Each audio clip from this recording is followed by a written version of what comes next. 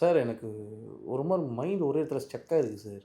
So நான் next என்ன பண்ணுறதுன்னு எனக்கு தெரியல. ஸோ இதுலேருந்து எப்படி வெளிய வரதுன்னு தெரியல சார்.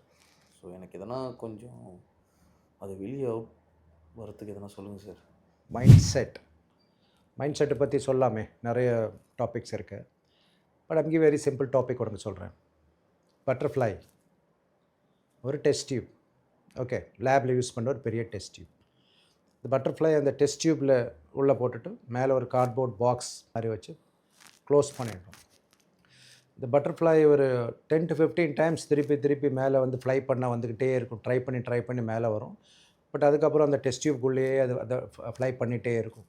10 மினிட்ஸ் கழித்து அந்த மேலே கவர் பண்ணதை எடுத்து விட்டுட்டாலும், அந்த கார்ட்போர்டு அதை கவர் பண்ணியிருந்தோம் இல்லையா, அதை எடுத்து விட்டாலும் ஸ்டில் பட்டர்ஃப்ளை அதுக்குள்ளேயே தான் ஃப்ளை பண்ணும். நீ கேட்ட கொஸ்டின்ஸ்க்கு ஆன்சர் இது தான். நம்ம மைண்ட் செட் எப்படின்னா, அந்த டெஸ்ட் டியூப்குள்ளேயே இருக்கும். அந்த பட்டர்ஃப்ளை நம்ம தான்.